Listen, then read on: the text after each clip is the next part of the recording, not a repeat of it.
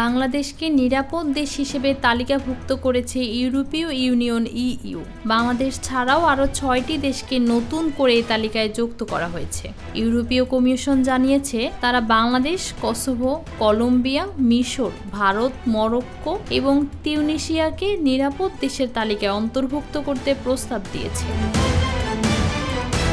বিশ্লেষকদের মতে এই সিদ্ধান্ত ইউরোপের রাজনৈতিকভাবে এবং সামাজিক নিরাপত্তাহীনতা দেখিয়ে আশ্রয় নেওয়া ব্যক্তিদের জন্য বড় ধরনের বিপদ সংকেত। বহু বাংলাদেশি এসব কারণ দেখিয়ে ইউরোপে আশ্রয় নিয়ে আছেন, যেখানে বাংলাদেশকে নিরাপদ হিসেবে তালিকাভুক্ত করা হলে তাদের সেই আশ্রয় পাওয়ার পথ জটিল ও সংকুচিত হয়ে পড়বে।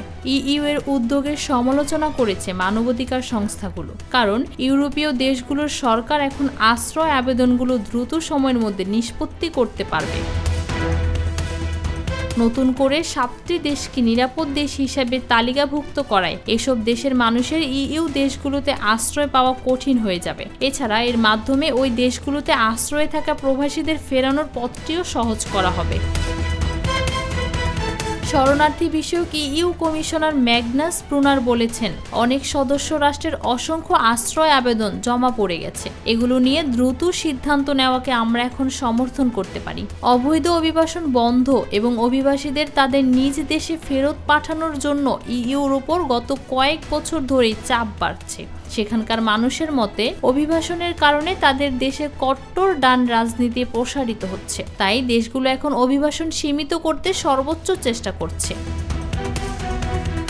বুধবার ইউরোপীয় ইউনিয়ন জানায় তাদের সদস্য হওয়ার জন্য আবেদন করা দেশগুলো নীতিগতভাবে নিরাপদ দেশ হিসেবে বিবেচিত হবে। ইইউ বলছে এই তালিকায় সামনে আরও দেশকে যুক্ত করা হবে। যেসব দেশকে নিরাপদ হিসেবে তালিকাভুক্ত করা হয়েছে তাদেরকে আর তালিকা থেকে বাদ দেওয়া যাবে না।